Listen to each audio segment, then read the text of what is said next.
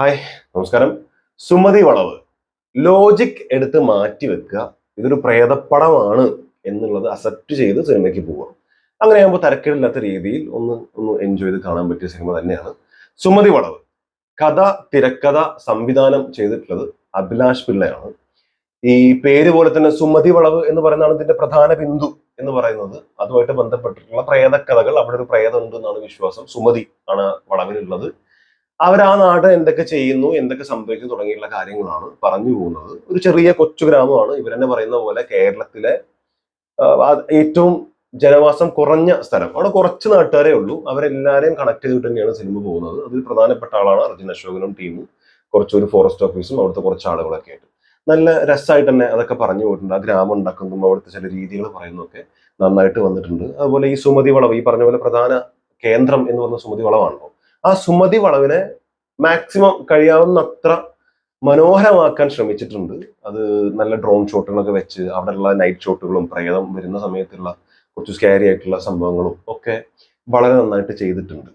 ഇവിടെ ഈ പ്രേതപ്പടത്തിന് പോകുമ്പോൾ മനസ്സിലാക്കേണ്ട രണ്ട് മൂന്ന് കാര്യങ്ങളിൽ ഒന്ന്, ഈ പ്രേതപ്പടത്തിനാ പറഞ്ഞത്, എല്ലാ പ്രേതപ്പടത്തിനും അല്ല. ഒന്ന്, നമ്മൾ ഹോളിവുഡ് പ്രേതപ്പടങ്ങളൊക്കെ ഒരുപാട് കാണുന്ന ആളാണെങ്കിൽ നിങ്ങൾക്ക് ഒട്ടും പേടി തോന്നാൻ സാധ്യത ഇല്ല. ഞാൻ ഒരുപാട് ഹൊറർ ഫിലിംസ് കാണുന്നതാണ്. എനിക്ക് അങ്ങനെ പേടി തോന്നുന്ന സീനൊന്നും തോന്നില്ല. അതായത് നമ്മളെ പേടിപ്പിച്ച് ഇച്ചിച്ച് മുള്ളിച്ച് കളയാം എന്നുള്ള ചിന്തയൊന്നും അവർക്കില്ല. ഇനി അഥവാ അവർ ചിന്തിച്ചിട്ടുണ്ടെങ്കിൽ അത് നടന്നിട്ടില്ല. ബട്ട് ഒരു ചെറിയ, നമ്മൾ പറയില്ല, ഒരു എന്താ പറയാ, ഒരു നമ്മുടെ ഉള്ളിൽ ഉണ്ടാവുന്ന ഒരു ചെറിയൊരു ഭയം എന്നല്ല, എന്നാൽ അതിനപ്പുറത്തേക്ക് എന്ത് പറയൂടേ, ഒരു ചെറിയൊരു ഒരു സംഭവം ഉണ്ട്. ആ ഓക്കെ, പ്രേതാണ് ഇതിപ്പോ ഒരു ആ ചെറിയൊരു സംഭവത്തോട് കൂടിയൊക്കെ നമുക്ക് ഇങ്ങനെ ഇരിക്കാൻ പറ്റുന്നുണ്ട്. അതൊക്കെ നന്നായിട്ട് വന്നിട്ടുണ്ട്. എന്ന് വെച്ചാൽ പ്രേതം ഒട്ടുമില്ല, നല്ല ജംസ്കെയർ ആയിട്ടുള്ള കുറെ സംഭവങ്ങളൊക്കെ കൊടുത്തിട്ടുണ്ടെങ്കിലും അത് ഭയങ്കര പേടി തോന്നുന്ന കാരണങ്ങളൊന്നുമില്ല.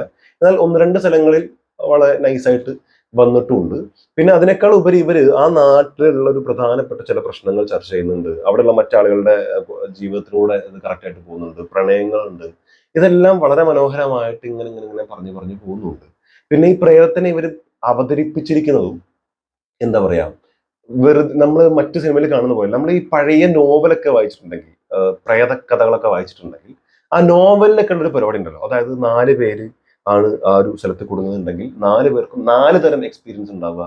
നമ്മളെ രൂപം എടുത്തിട്ട് മുമ്പിൽ നിൽക്കുന്ന പ്രേതം, നമ്മുടെ കൂട്ടുകാരന്റെ രൂപം എടുത്തിട്ട് മുമ്പിൽ നിൽക്കുന്ന പ്രേതം തുടങ്ങിയുള്ള പരിപാടികൾ ഉണ്ടല്ലോ. അത് ഒരുപാട് യൂസ് ചെയ്തിട്ടുണ്ട്.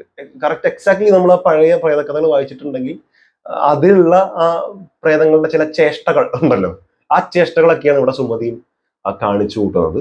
അപ്പോൾ എനിക്ക് തോന്നുന്നു ഒരു അധികം പ്രേതപ്പടങ്ങളൊന്നും അങ്ങനെ കാണാത്ത, മലയാളം തമിഴ് പ്രേതങ്ങളൊക്കെ കണ്ടിട്ടുള്ളൂ എന്നുള്ള ആളുകൾക്ക് ചിലപ്പോൾ അത്യാവശ്യം നല്ല പേടി തോന്നാവുന്ന സിനിമ തന്നെയാണ്. നല്ല രസമുണ്ടായിരുന്നു കളറിങ്ങും പരിപാടികളൊക്കെ കാണാൻ. എനിക്കിതിൽ ഏറ്റവും മോശമായിട്ട് തോന്നിയ ഒരു സംഭവം എന്ന് പറയുന്നത്, ഇതില് എന്താ പറയാ, പുട്ടിന് പീരാന്ന് പറഞ്ഞ പോലെ വെറുതെ പാട്ടുകളുണ്ട്. ഒരു 4 5 പാട്ടുണ്ട്. എനിക്ക് തോന്നുന്നു 4 പാട്ടാണെന്ന് തോന്നുന്നു. അതിൽ ഒരു പാട്ട് ഒഴികെ ബാക്കി എല്ലാ പാട്ടും വെറുതെ അത് കുത്തി നിറച്ചിട്ട പോലെയാണ് ഫീൽ ചെയ്തത്. ഒരു പാട്ട് കുഴപ്പമില്ലായിരുന്നു. കറക്റ്റ്, അറ്റ്ലീസ്റ്റ് ആ ടൈമെങ്കിലും കറക്റ്റ് ആയിരുന്നു. ആ ഈ സമയത്ത് വേണമെങ്കിൽ ഒന്ന് പാടിയാൽ കൊള്ളാം എന്ന് തോന്നുന്ന സമയമായിരുന്നു. ബാക്കി മൂന്നും വെറുതെ നിൽക്കുന്നിടത്തൊരു പാട്ട്, എന്നൊരു പാട്ട് ഒരു 5 മിനിറ്റ് അങ്ങനെ പോട്ടെ, അടുത്തൊരു പാട്ട് 5 മിനിറ്റ് അങ്ങനെ, അങ്ങനെ 10 20 മിനിറ്റ് പാട്ടിന് പോയിട്ടുണ്ട്. സോ 2 2 2.5 മണിക്കൂറോളം അല്ലെങ്കിൽ ഇത്രയും ടൈം, ആ ടൈം എന്താ പറയുക, തികക്കാൻ വേണ്ടി കാണിച്ചു കൂട്ടിയ പോലത്തെ ഒരു ഫീൽ ഉണ്ട്. പാട്ടൊക്കെ അത്യാവശ്യം നല്ല പാട്ട് തന്നെയായിരുന്നു. പക്ഷെ അത് അവിടെ ആവശ്യമുണ്ടായിരുന്നു, സീരിയസ്ലി അങ്ങനെ സംഭവത്തിന്റെ ആവശ്യമുണ്ടോ എന്ന് നമുക്ക് ചോദിക്കാൻ തോന്നുന്ന രീതിയിലാണ് പാട്ടുകൾ പ്ലേസ് ചെയ്തിട്ടുള്ളത്. പക്ഷെ കേൾക്കാൻ മോശമൊന്നുമില്ല. പിന്നെ ചില സ്ഥലങ്ങളിലുള്ള കോമഡികൾ, നമ്മൾ ഈ പഴയകാല സിനിമകളിൽ കാണുന്ന രീതിയിലുള്ള ഈ കൂട്ട കോമഡികൾ ഉണ്ടല്ലോ. ഒരു ഒരു സന്ദർഭം, ആ സന്ദർഭത്തിലുള്ള കുറെ ആളുകൾ ഒരുമിച്ച് നടക്കുന്ന ചില പ്രവൃത്തികൾ കാരണം ഉണ്ടാവുന്ന ചില കോമഡികൾ. ഇപ്പൊ അറ്റ്ലീസ്റ്റ് ഒരു ഉദാഹരണം പറയാൻ, പഴയ സിനിമയിലൊക്കെ ഇപ്പൊ കല്യാണ പന്തലിൽ അടി നടക്കുന്നു, അങ്ങനത്തെ ചില സീൻസ് ഒക്കെ ഓർമ്മയില്ല പണ്ട് മുകേഷിന്റെ ഒക്കെ സിനിമകളിൽ. അപ്പൊ അവിടെ നടക്കുന്ന കുറെ പരിപാടികൾ ഓരോ ആളുകൾ കാണിച്ചു കൂട്ടുന്നത്, അതിന്റെ ഇടയിലുള്ള തിക്കും തിരക്കും, അതിന്റെ ഇടയിൽ ഉണ്ടാവുന്ന ചില കോമഡികൾ ഉണ്ടല്ലോ. അത്തരം ചില സംഭവങ്ങൾ വളരെ നന്നായിട്ട് വന്നിട്ടുണ്ട്. എസ്പെഷ്യലി ഇവര് സുമതി വെള്ളലേക്ക് പോകുന്ന ഒരു സംഭവമുണ്ട്. അത് ഭയങ്കര രസമായിട്ട്, എനിക്ക് പേഴ്സണലി ഭയങ്കര രസമായിട്ട് തോന്നി. അത് വെള്ളം കടിച്ചത്, ഞാൻ അതിലേക്ക് കൂടുതൽ പോകുന്നില്ല. അപ്പൊ ആ സമയത്തുള്ള കുറച്ച് പരിപാടികൾ അവർ പറയുന്നതും അവിടെ മുഖത്ത് വരുന്ന ചില എക്സ്പ്രഷൻസും കാട്ടിക്കൂട്ടലും എല്ലാം കൂടി, അതൊക്കെ നല്ല സന്ദർഭങ്ങളായിരുന്നു. അങ്ങനെ എന്റെ അഭിപ്രായത്തിൽ സുമതി വളവ് മോശമില്ലാത്ത ഒരു എബോ ആവറേജ് എക്സ്പീരിയൻസ് തന്നിട്ടുള്ള ഒരു സിനിമ തന്നെയാണ്. പക്ഷെ സെക്കൻഡ് ഹാഫിലേക്ക് വന്നപ്പോൾ കുറെ സ്ഥലത്തൊക്കെ ഇങ്ങനെ ഇങ്ങനെ വലിപ്പിച്ച് നീട്ടുന്ന പോലെ ചില സ്ഥലങ്ങളിലൊക്കെ ഭയങ്കരമായിട്ട് ഫീൽ ചെയ്തു. എന്നിരുന്നാലും മോശമില്ലാത്ത ഒരു 6.5 or 7 ഔട്ട് ഓഫ് 10 കൊടുക്കാവുന്ന സിനിമ തന്നെയാണ് സുമതി വളവ്. കാരണം ബോറാക്കിയിട്ടില്ല. ഈ പ്രേതത്തിനൊക്കെ വളരെ ബോറായിട്ട് പ്രസന്റ് ചെയ്ത് മലയാള സിനിമയിലാകുമ്പോൾ നമുക്കറിയാം, അങ്ങനെയൊന്നും ചെയ്തിട്ടില്ല. ആ ആ ആ സിറ്റുവേഷൻ കൊണ്ട് പേടിപ്പെടുത്താനേ ശ്രമിച്ചിട്ടുള്ളൂ. അല്ലാതെ പ്രേതത്തിനെ വേറെ രീതിയിൽ കാണിച്ച് ഈ മുഖമൊക്കെ ചുറ്റിലും ഈ വെള്ളയും വെള്ള ഇട്ട് നടക്കുന്ന പ്രേതം, ഇങ്ങനത്തെ പരിപാടിയൊന്നും ചെയ്തിട്ടില്ല. അതാ ഞാൻ പറഞ്ഞത്, പഴയ സിനിമകളിൽ സോറി പഴയ നോവലുകളിൽ നമ്മൾ വായിച്ചിട്ടുള്ള രീതിയിൽ ആ സന്ദർഭങ്ങൾ ക്രിയേറ്റ് ചെയ്തിട്ടാണ് ചെയ്തിട്ടുള്ളത്. മേ ബി വെള്ളം വെള്ളക്കെട്ട നോവലിൽ ചിലപ്പോൾ എഴുതിയിട്ടുണ്ടാവാം, പക്ഷെ അതിനപ്പുറത്തേക്ക് ചില സന്ദർഭങ്ങളിൽ പെടുന്ന ആളുകൾ ആ സന്ദർഭം കൊണ്ട് പേടിച്ചു പോകുന്ന കുറെ പരിപാടികളുണ്ട്. അത് വളരെ നൈസായിട്ട് ചെയ്തു. പിന്നെ ഇതിലൊരു പ്രധാന ട്വിസ്റ്റ് എന്ന് പറഞ്ഞ് ഇവർ ചെയ്തിരിക്കുന്ന സാധനം ഒന്നും ഭയങ്കര സംഭവം ഒന്നും പ്രതീക്ഷിക്കരുത്.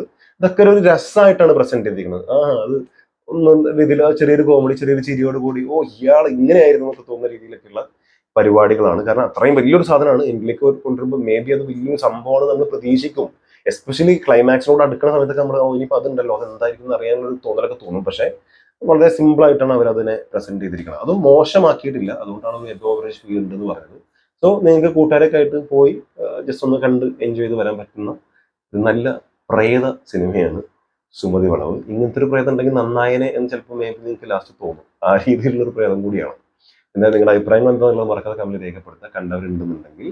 So thank you so much for watching this video. കാണുന്നവരെ